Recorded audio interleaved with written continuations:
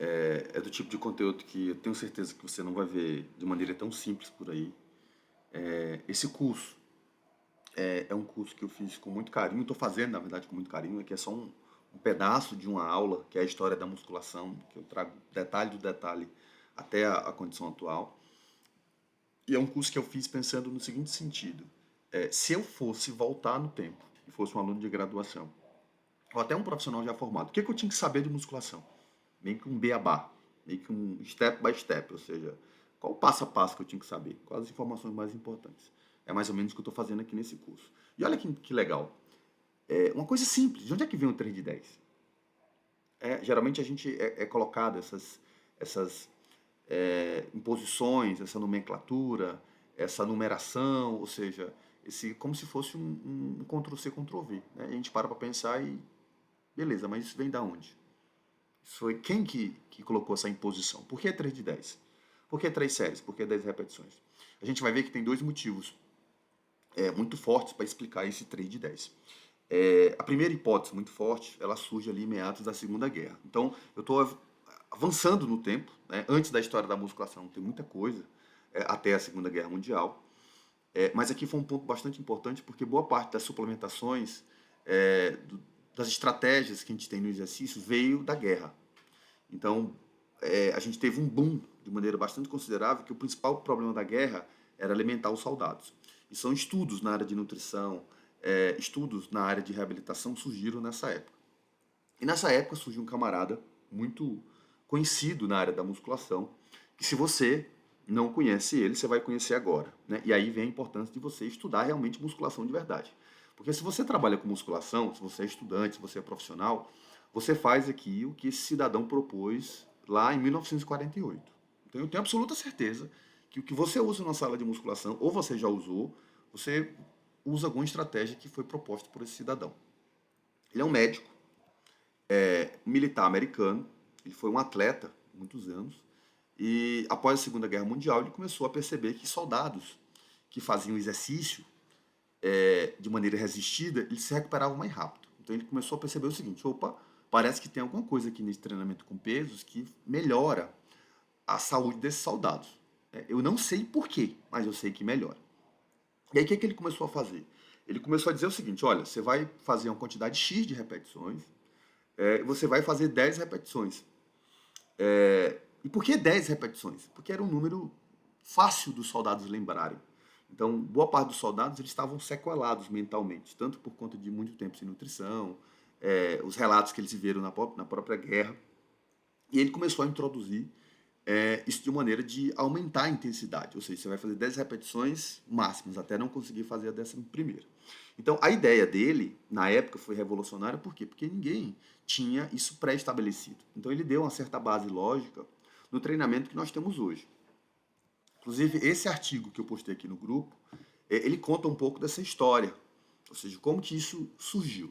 Ele tem também um parceiro de treino, que também foi importante nessa jornada da difusão do treinamento, e ele propôs alguns exercícios de maneira resistida. Então aqui a gente tem a foto de alguns soldados, então você observa aqui sequelados, sem perna. Então ele colocava os soldados aqui para levantar pesos nas extremidades, e ele propôs uma ideia muito interessante que foi basicamente o seguinte: olha, eu tenho que fazer essa progressão de intensidade, e uma maneira que eu tenho eficiente de fazer isso é ir colocando mais peso.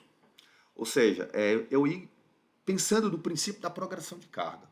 Aí você pode pensar, mas professor, isso já é conhecido desde o Milo, lá de Crotona, né, que ele levantava o bezerro. Beleza. Isso, a ideia é conhecida, mas sistematizar, ele foi o cara que fez isso. É tão tal que o que você faz na academia hoje é o método Delorme, que ele chamou de pirâmide crescente. Então a pirâmide crescente foi popularizada por esse cidadão aqui. Inclusive, originalmente, o nome da técnica, o nome do meio de treinamento é meio Delorme. Então, Delorme significa pirâmide crescente, crescente em relação às intensidades. E aí, mais na frente, apareceu outro camarada, chamado Oxford, que disse o seguinte: olha, parece ser interessante fazer o contrário, fazer uma pirâmide decrescente. Então, o Delorme propôs a pirâmide crescente e o outro indivíduo propôs a decrescente. Até que a gente avança no tempo, então a gente sai lá do tempo da guerra. Então, o primeiro relato que a gente tem de maneira organizada veio do Thomas DeLorme, e aí a gente cai nesses dois cidadãos aqui, que são dois ícones na área do treinamento. E você tem a obrigação, moral pelo menos, de conhecer, se você é da educação física, é de conhecer esses dois, essas duas ilustres figuras. O professor William Kramer e Steven Fleck. Então, eles são autores aí de diversos livros, diversos artigos científicos, principalmente da década de 70, meados de 80 até os anos 2000. Boa parte dos trabalhos que tem com base hormonal, com base de treinamento, ajustes neuromusculares, vêm dos trabalhos do Kramer e do Fleck. Inclusive, recomendo muito. Quem não tem uma boa base de musculação, leia esse livro. Inclusive, várias referências eu utilizo desse livro. É um livro que eu utilizo, por exemplo, na graduação em Educação Física. Então, eu ministro a disciplina de musculação para os alunos de Educação Física e eu uso esse livro como referência. E se para. Mas o que, é que eles têm a ver com esse processo do 3 de 10? Até então, lá o Delorme, ele tinha proposto isso para reabilitação de soldados. E ele tinha patenteado isso, entre aspas, né? Que você ia fazer 10 repetições máximas e depois você iria progredir em relação à intensidade.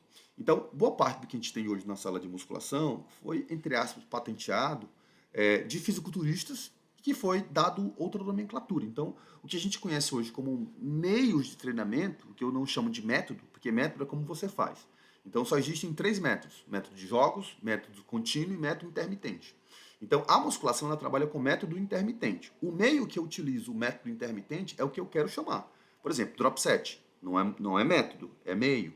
Enfim, mas eu entendo que isso é só uma convenção, isso é só uma questão de nomenclatura. Se você chama drop set de método, tá tudo certo. Eu acho que você tem que entender qual que é a lógica por trás. E aí, os trabalhos dele foram interessantes, esse é um trabalho clássico, que você vai entender que um dos grandes motivos que a gente tem hoje na educação física, na área científica, de você fazer 3 de 10, ele vem da resposta hormonal. Então, os trabalhos do Kramer e do Ratamese, que são bem conhecidos, eles mostram ajustes induzidos pelo treinamento, ajustes hormonais. Então, olha que interessante. Esse é um artigo que eu uso de referência, geralmente quando eu dou aula sobre hormônios, inclusive a gente vai ter no curso, né, por que alguns hormônios aumentam e outros diminuem na circulação? Será que esses hormônios que aumentam na circulação, eles têm relação com hipertrofia? Quando eu comecei a treinar musculação, o professor falava assim, olha, por que você tem que treinar perna? Porque perna é um grande grupo muscular. E quando você treina grandes grupos musculares, você libera muito hormônio, e esses hormônios atuam na hipertrofia global. Por que você tem que treinar com muita intensidade? Porque quando você treina com muita intensidade, você libera muita testosterona. Por que você tem que dar intervalos curtos entre os exercícios ou entre as séries? Porque quando você dá intervalos curtos, você aumenta o estresse metabólico. Você dificulta a recuperação entre séries e você aumenta a liberação de GH.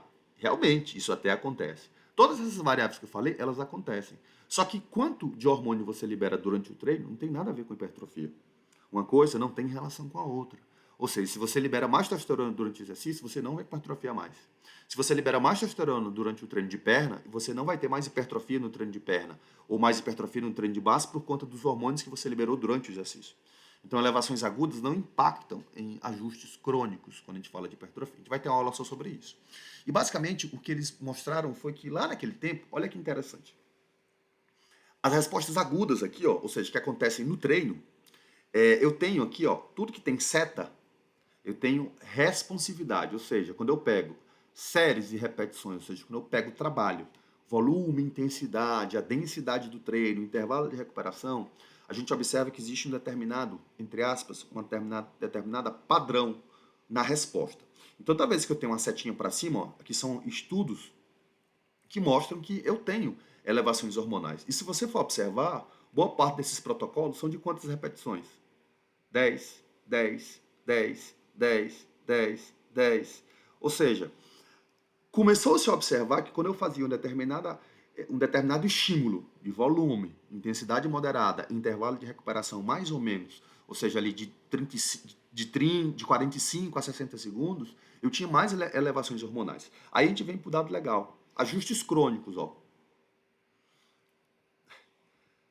Você observa que no change, ou seja, sem diferença. Poucos estudos já mostram diferenças cronicamente, e boa parte deles em mulheres. Ou seja, agudamente eu tenho um aumento dos hormônios anabólicos, só que cronicamente não tenho essa resposta. Então, de onde que vem a história do 3 de 10? que você liberava mais hormônios durante o exercício. Então, até hoje, isso é feito na sala de musculação e a gente sabe que é só uma referência para a gente treinar, enfim, ou para a gente prescrever para o nosso aluno, enfim. E é uma coisa que eu bato muito na tecla. Se você trabalha com aluno iniciante, no curso eu também vou discutir sobre isso. Você não coloca a zona de repetição, de 8 a 12. Não faz muito sentido você fazer isso. Se você faz isso, pense. É mais interessante para o aluno que é iniciante você estipular um número fixo.